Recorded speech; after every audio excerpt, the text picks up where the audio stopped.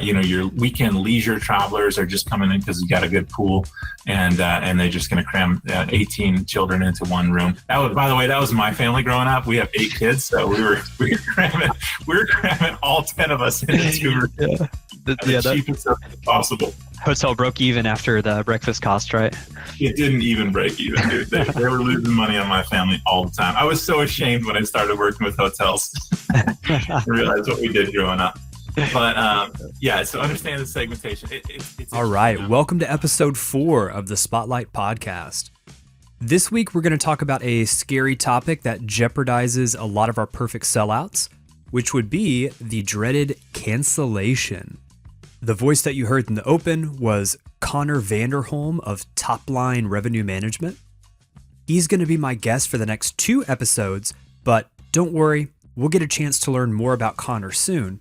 But before we get into that in-depth interview and talk all about revenue management, let's start by learning a little bit more about cancellations, why they're such a big deal, and how to do more insightful analysis that will help you stick the landing next time you're at high occupancy and avoid cancellations causing you to have a rough landing and miss the perfect sellout.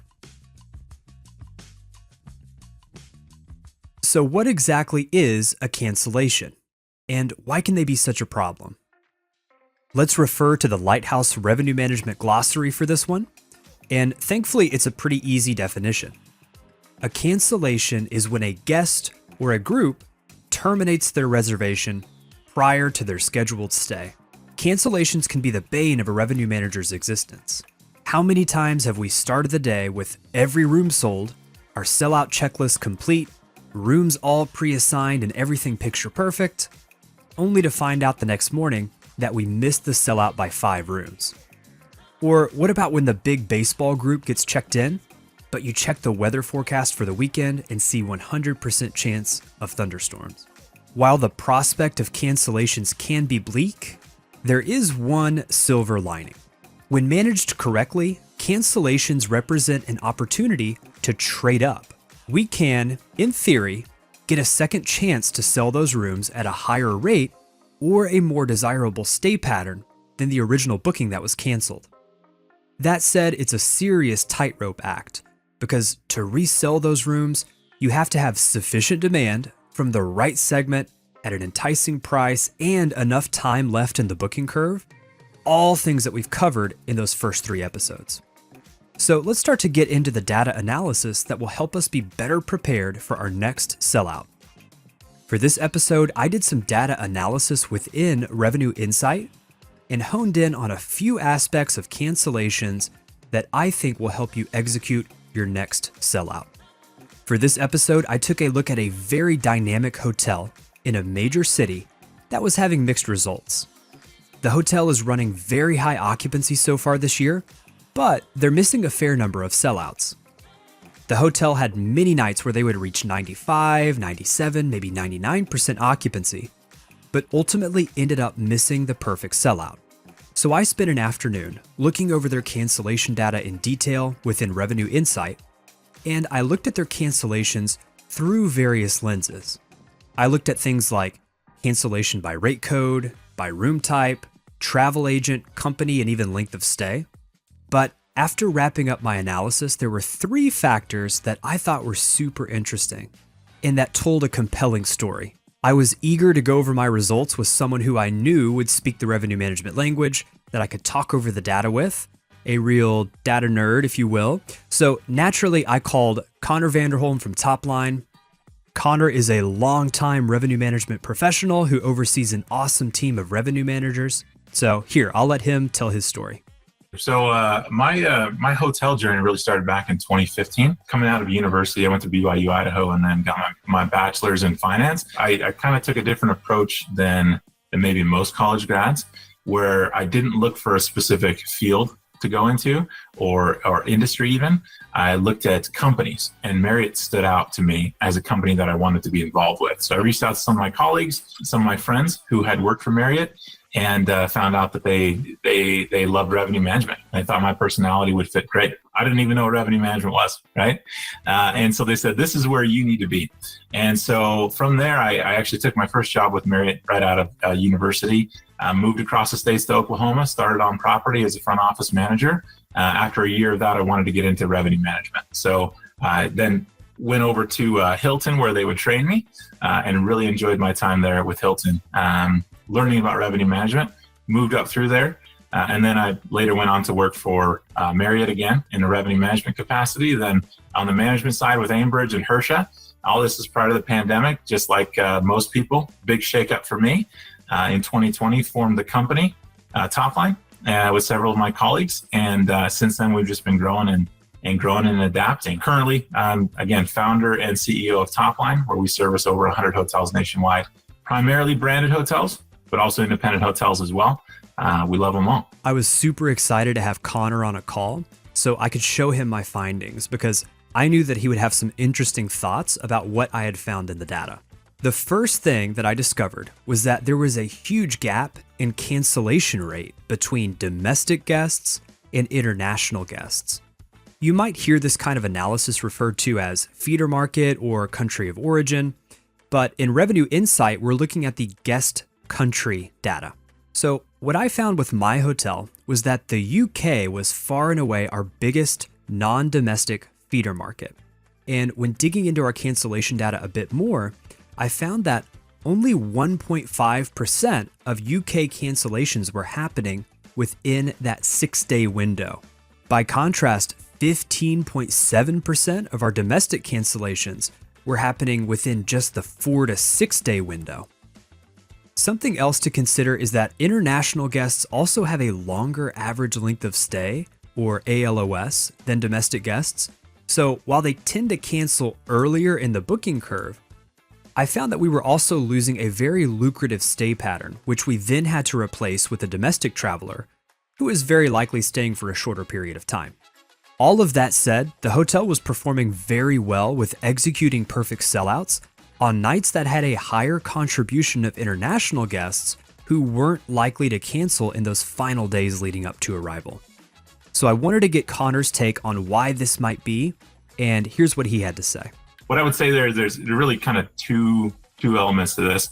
The mode of transportation, right? So if they're flying in, there is definitely a bigger commitment, right? And they may rent a vehicle here, but even if they rent a vehicle here, they're not going to change their reservation, okay? Because it's just a headache, and they got other things. They're there for a purpose. They don't want to be switching up their hotels if they can help it. So cancellation is going to obviously be much different than a domestic market, especially if they're in the city or just outside the city, and they're driving themselves, right? Because then they have so much more flexibility and options to switch hotels last minute, found a better deal. They just have much more time on their hands too, right? They're not on a plane for 13 hours. So there's those two parts.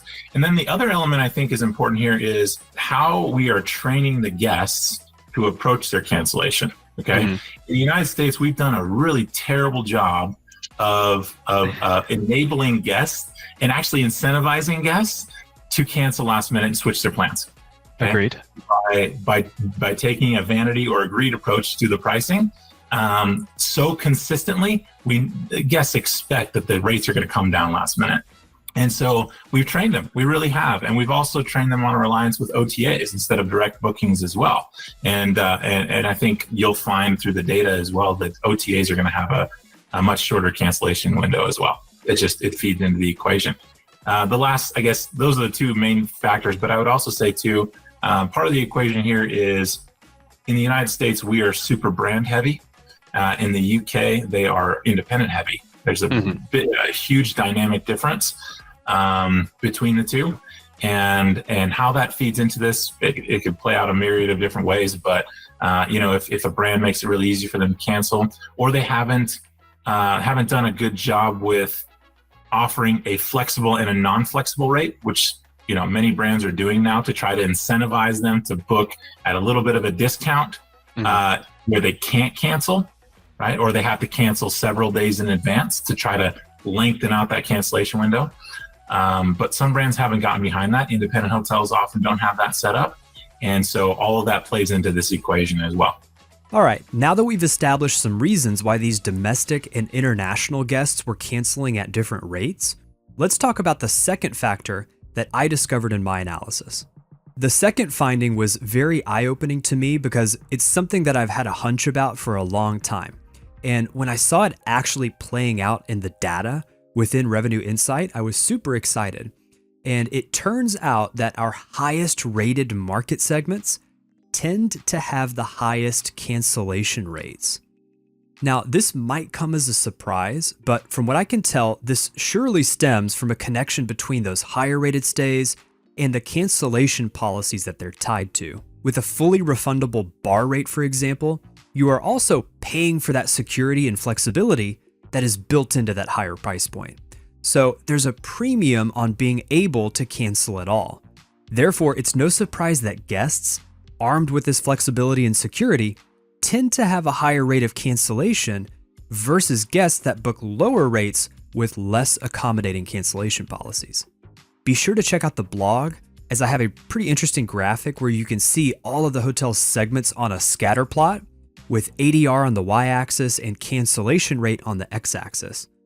If you check it out, you'll see that our bar segment, which includes multiple retail plans, actually had the highest cancellation rate of any segment by far. So here's what Connor had to say about this finding. Do you see this correlation with your hotels? Do you agree? Absolutely. Yeah. And this may be anecdotal data, but you're going to find the same thing. If you get a bigger sample size, you'll find the same trend. So what I would say is this kind of feeds into the conversation of booking curves as well, and building your business mix from the ground up. And so the more stable stuff, the corporate groups that the entire company is locked in, so they're going to be traveling, they're going to stay at your hotel all week, use that as your fundamental base business. And then from there, really, you should be yielding out. If you have enough demand, you should be yielding all these things out until bar, which should be the very last to sell, because that would alleviate a lot of the cancellation that you're seeing, at least at this hotel. Would be if bar was it didn't book until the last 2 days. Now it can't cancel. Right? Cancellations, they're set in there. It's also why we really love advanced purchase rates over here at Topline. We love AP rates, and we're willing to give a pretty good incentive in many cases to lock them in, to build a really, really solid base, because we know that even if the ADR is a little bit lower now, segmentation-wise, our segmentation with our base business is lower rated, we're going to be able to make that ADR up when we sell bar last minute. We really, really are, because I don't have to sell that many bar rooms. But what I am going to sell is going to be at a really solid rate. And so I would just say, don't be afraid to get that base business even at a good discount, and then have a really good curve at the end there to pick up the last minute stuff at a higher rate. Your ADR is going to balance in the end. It really, really is.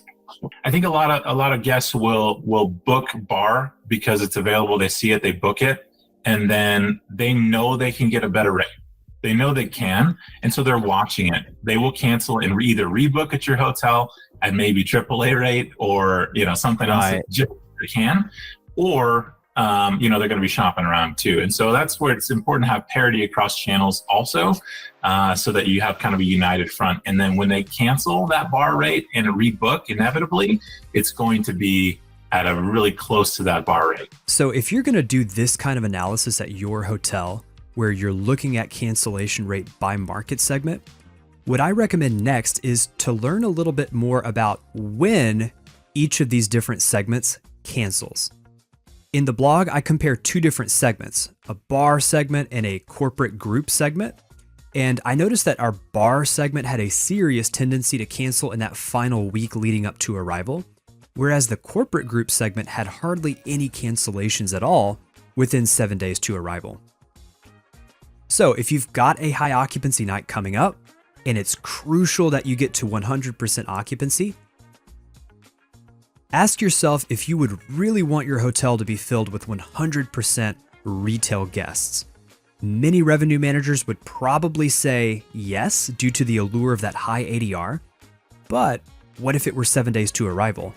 Would you maybe trade some of that cancellation uncertainty to perhaps take a mix of 30% corporate group and 70% bar? This would come with a much lower cancellation risk and therefore a higher likelihood of executing the perfect sellout. So this is why cancellations and segmentation go hand in hand. All along the booking curve, a good revenue manager is monitoring their market mix and adjusting their cancellation forecast. Finally, the last factor that caught my eye when I was doing my analysis was the likelihood of cancellations based on weekday versus weekend stays. This was a bit more of a head scratcher, but I still thought there were some interesting findings here. For my hotel, weekday stays tended to both book later and cancel later in the booking curve than weekend stays. I expect this to vary from property to property, but this would likely be valuable information for an RM to know when they're trying to maximize occupancy on a mixture of weekdays and weekend nights. Also, to take it a step further, using Rate Insight, we also know that my property is experiencing an overall drop in weekday cancellations. However, their weekend cancellations are becoming fewer, but more last minute.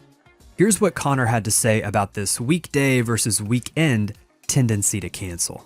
So do you have any take on kind of how that day of week might affect how you put together a cancellation forecast or how you set your strategies if you know that you're really looking to sell out on a particular day and maybe it's a Wednesday versus a Saturday? Yeah, you really got to know which kind of guests are using in your hotel. Leisure guests are going to be significantly different than corporate travelers. And to our previous conversation of using bar as a placeholder, more seasoned travelers will probably know the trick better than maybe a weekend leisure traveler, right? Maybe that's not the case, but I think it probably is. There's significantly different demographics of guests, which again is why understanding, taking a data up approach, understanding day of week segmentation is going to be so crucial here. So if you understand that your corporate travelers are going to be putting a placeholder and they come back and they're going to, plug in their corporate rate that they didn't do initially, or, your weekend leisure travelers are just coming in because you got a good pool and they're just going to cram 18 children into one room. By the way, that was my family growing up. We have 8 kids. So we were cramming all 10 of us into 2 rooms. The cheapest stuff possible. Hotel broke even after the breakfast cost, right? It didn't even break even, dude. They were losing money on my family all the time. I was so ashamed when I started working with hotels. I realized what we did growing up. But so understand the segmentation. It's interesting. I'm just looking at the data here. It is, I would agree that it's kind of the opposite. And maybe it's just because of the hotel, right? Kind of the opposite of what I would have expected as well. So this has thrown me off a little bit, to be honest with you. All right, so we've done a deep dive on our cancellation data. And what are some key takeaways that we can have here at the end of the episode to make us better revenue managers and think more analytically about our cancellations? I've got 3. So the first one is to identify where you're at in the booking curve, and then look at your cancellations by guest country in Revenue Insight. A simple international to domestic ratio of guests may provide some insights into what you can expect cancellation-wise. Second, learn the cancellation rate of each of your major segments using Revenue Insight, and where along the booking curve each of those segments is most likely and least likely to cancel. Finally, consider what day of week you're trying to sell out on. Do your weekends tend to experience cancellations later in the booking curve? What about your year-over-year trends? Are guest cancellation patterns becoming more last minute or further from arrival? So that's a wrap for this episode. Again, thank you for listening. And if you do want to check out any of the products that we used in this episode, specifically Revenue Insight, be sure to visit us at mylighthouse.com/podcast demo. Thanks again.